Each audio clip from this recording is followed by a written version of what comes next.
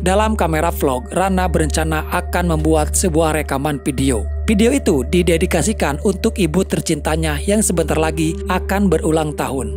Semacam video ungkapan cinta Rana kepada ibunya. Namun dia ingin video tersebut tidak hanya sekedar video rekaman biasa. Rana ingin video itu dibuat di atas pegunungan, agar menjadi sebuah video yang sangat bermakna. Karena untuk mendapatkan rekaman itu, Rana harus berjuang terlebih dulu. Untuk menuju ke sana, Rana tidak sendirian. Dia lalu meminta kepada Janu untuk mengantarkannya ke hutan. Aku nggak bilang-bilang ke aku. Udah tunggu bentar ya. Namun naas, setelah beberapa saat kemudian mereka masuk ke dalam hutan itu, Rana dan Janu terpisahkan. Hingga sampai pada sore hari, Rana tidak pernah kembali lagi. Keluarga Rana dan dibantu oleh tim SAR dikerahkan untuk mencari Rana di dalam hutan. Pencarian tersebut berlangsung selama beberapa hari. Sayang, pencarian itu sama sekali tidak membuahkan hasil. Bisa ditemukan. Sampai 7 hari kemudian, diadakanlah sebuah pengajian di rumah kediaman keluarga besar Banyu, meminta dan berdoa agar anaknya Rana bisa ditemukan kembali. Hilangnya Rana menjadi pukulan terberat bagi Dini sebagai seorang ibu. Dia sangat menyesal pada waktu itu sudah mengizinkan Rana untuk pergi ke hutan. Andaikan saja waktu bisa berputar kembali, Dini pasti akan melarang Rana untuk pergi ke hutan itu. Rumah itu adalah rumah untuk keluarga besar mereka tinggal di sana semuanya. Terkadang sering terjadi perselisihan di antara mereka. Ironisnya, sebagian dari keluarga besar menganggap kalau Rana sudah meninggal dunia. Bahkan sudah ada yang menyiapkan tanggal kematian untuk Rana. Buning, Busri, Bude, dan Bude Nur sibuk dengan hitung-hitungan hari yang pas untuk menetapkan hari kematian Rana.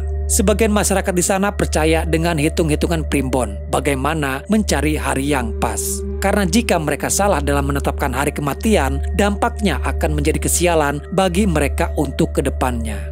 Sampai-sampai Dini yang mendengarnya pun merasa muak.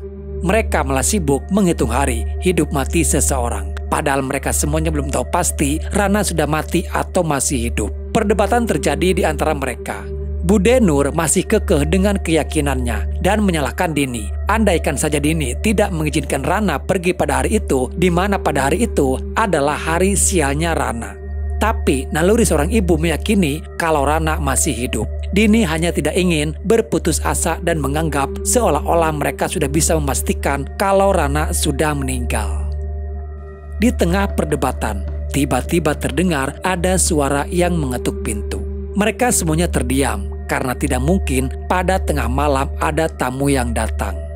Dan tak pernah mereka duga ternyata itu adalah Rana yang kembali pulang.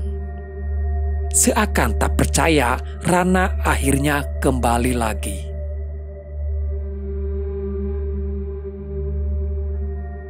Oke guys, jadi sedikit menjelaskan silsilah dari keluarga. Banyu, Bude Nur, Bude Sri, dan juga Bude Ning adalah kakak beradik. Ayah dan ibu mereka sudah meninggal dunia. Sementara Dini dan Basuki adalah sebagai mantu di sana. Dini menikah dengan Banyu dan mempunyai 2 anak perempuan, yaitu Rana dan anak paling kecil bernama Tari. Setelah kepulangan Rana, bukannya mereka menyambut bahagia atas kembalinya Rana, malah saudara-saudara Banyu menjadi curiga kepada Rana.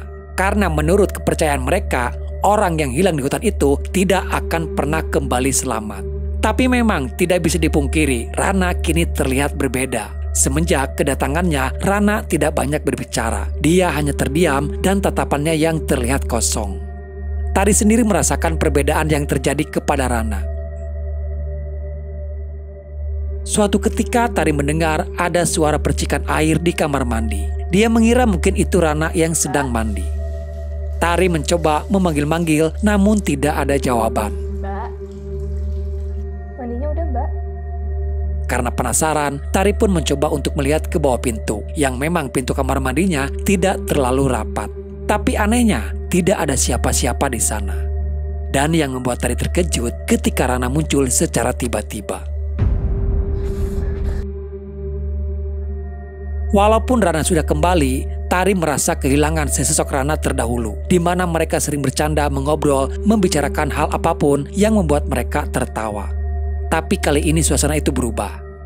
Saat dalam tidur, Tari merasa nyaman ketika ada tangan yang memeluk dirinya. Dia mengira itu adalah tangannya Rana.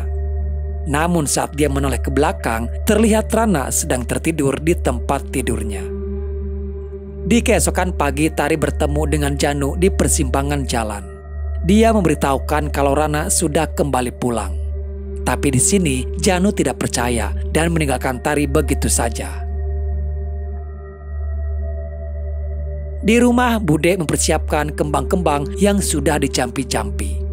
Bude Ning akan menyimpan kembang itu di kamar Rana untuk memastikan bahwa itu benar-benar Rana. Jika di keesokan hari kembangnya membusuk, itu tandanya dia bukan manusia.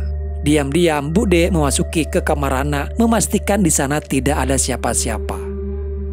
Tapi dia dikejutkan ketika tiba-tiba Rana sudah ada berdiri di belakangnya. Rana tidak menanyakan keberadaan Bude ada di dalam kamar. Dia justru malah meminta Bude untuk mengepang rambutnya. Seperti dulu Bude yang suka mengepang rambut Rana. Dengan perasaan takut, Bude pun melakukan permintaan Rana. Selain daripada itu, Rana meminta kepada Bude juga untuk menceritakan tentang primbon Rana. Sambil menyisiri rambutnya, Bude bercerita.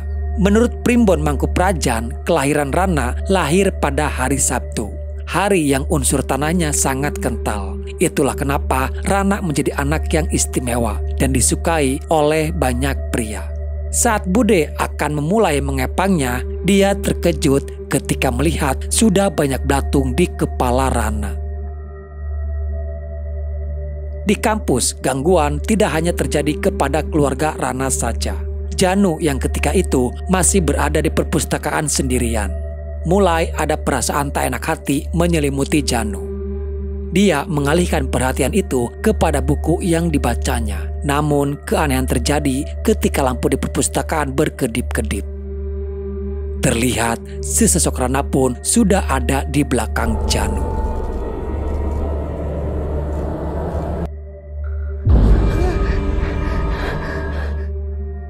Gangguan aneh mulai menyerang kepada Bude yang berada di rumah. Bude Ning tak sadar kalau ada sesosok tinggi besar sedang memperhatikan dirinya. Begitupun itu terjadi kepada Bude Sri yang tertidur di kamar. Tubuhnya diangkat oleh sesosok makhluk halus. Untung saja Bude Nur mendengar suara rintihan dari Bude Ning. Dia mencoba menetralisir gangguan makhluk yang menyerang Bude Ning.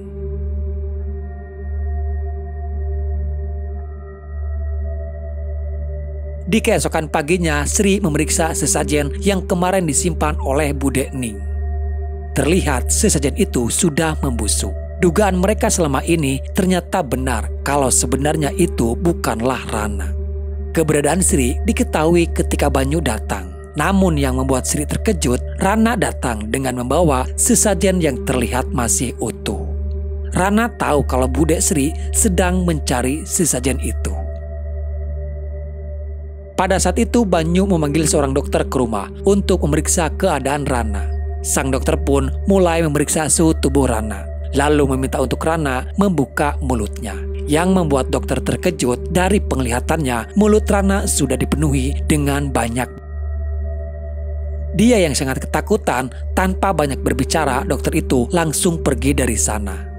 Tak lama Bude Nur bersama Ning datang. Mereka meyakini kalau itu bukanlah Rana. Bahkan setelah melihat bukti dari sesajennya, sesosok yang menyerupai Rana bisa menarik makhluk-makhluk jahat untuk datang ke rumah ini. Tapi Dini sama sekali tidak percaya apa yang mereka katakan. Semuanya pun merasa ketakutan. Sri takut kalau kejadian yang menimpa kepada ibu mereka terdahulu akan terulang kembali. Di sini guys, ternyata tidak hanya terjadi kepada Rana saja. Kejadian ini juga pernah dialami oleh Bagas, anak Sri dengan Basuki. Bagas hilang di hutan itu hingga akhirnya mereka menemukan Bagas kembali sudah dalam keadaan meninggal. Di kampus, Janu masih mencoba untuk mempelajari misteri yang terjadi kepada Rana. Tari masih penasaran kenapa Janu kemarin menghindar dan dia tidak mau menengok keadaan Rana sekarang. Ternyata setelah hilangnya Rana dan akhirnya Rana kembali, hampir di setiap malamnya Janu selalu dihantui oleh sesosok yang menyerupai Rana. Janu menceritakan pada waktu itu saat dia mengantarkan Rana untuk naik ke atas gunung. Dia tidak tahu kalau pada hari itu adalah hari sialnya Rana. Mereka berdua tetap memaksakan diri untuk tetap naik ke puncak, walaupun keadaannya pada saat itu sedang hujan deras. Hingga sampai pertengahan jalan, mereka terpisahkan. Janu tiba-tiba kehilangan Rana. Janu sendiri meyakini kalau yang ada di rumah Tari sekarang itu bukanlah Rana. Dari beberapa yang sudah pernah terjadi, orang yang hilang di hutan itu kemungkinan ketemunya hanya 10%. Apalagi Rana sudah hilang lebih dari 7 hari. Satu-satunya cara untuk bisa menemukan Rana kembali yaitu dengan cara diruat. Orang di rumah pun sudah menjadi sangat khawatir. Mereka harus segera meruat Rana agar terhindar dari gangguan roh jahat lainnya. Semuanya mendatangi Dini dan meminta Dini untuk menyetujui ruatan yang akan dilakukan kepada Rana. Selain daripada itu, mereka juga mengungkit masa lalu soal pernikahan Dini dengan Banyu. Seharusnya pernikahan itu tidak dilakukan, karena kalau menurut perhitungan Primbon, weton yang tidak cocok akan membawa malapetaka kepada keluarga besar. Dan sekarang itu terbukti, Dini membawa malapetaka kepada keluarga Banyu. Kesabaran Dini pun sudah mulai habis menghadapi mitos keluarga soal perhitungan hari sial. Dini masih mau bersabar kalau dirinya dianggap sebagai wanita pembawa sial. Namun dia tidak terima kalau anak kandung Dini dianggap. Adu mulut pun sudah tak bisa dihindari. Sampai-sampai Sri harus membawa nama-nama soal anak dan melahirkan. Dengan tegas Bude Nur mengatakan mau tidak mau besok mereka tetap akan melakukan ruatan kepada Rana. Di lain sisi Tari pun akhirnya melihat penampakan asli dari Rana setelah dia melihat pantulannya dari cermin. Ketika semua keluarga besar menyiapkan ruatan, Tari bersama Janu malah yang akan menuju ke hutan. Menurut informasi, jika sedang ada ruatan pembersihan diri, maka jasadnya Rana akan kembali. Walaupun pada saat itu Pade Basuki mencoba untuk melarang mereka, karena untuk pergi ke hutan itu sangat berbahaya. Namun Tari dan Janu tetap akan ke hutan, mencari kemungkinan di sana mereka menemukan Rana kembali. Di rumah ruatan pun sudah mulai dilaksanakan. Dalam penglihatan Rana, orang yang hadir di sana dihadiri juga oleh makhluk-makhluk halus lainnya. Lalu kita dibawa kepada Rana yang berada di alam para sukma. Rana melihat banyak sesosok mengerikan menghampiri dirinya. Di dunia nyata, tidak sedikit orang yang hadir di sana mengalami kerasukan. Sementara di dalam hutan, di mana hari sudah menjadi gelap, Janu yang tadinya bersama Tari, tiba-tiba saja dia sudah kehilangan Tari. Seperti ada dinding pemisah antara Janu dengan Tari. Walaupun Janu mendengar panggilan mereka satu sama lain, tapi mereka tidak bisa melihatnya. Hingga akhirnya Tari menemukan keberadaan Rana ada di dalam hutan.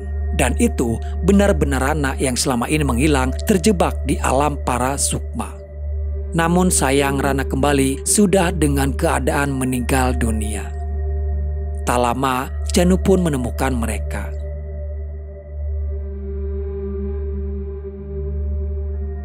Janu bersama Tari berhasil membawa jasad Rana kembali pulang. Kedua orang tuanya pun histeris mengetahui bahwa kenyataannya Rana memang sudah tewas.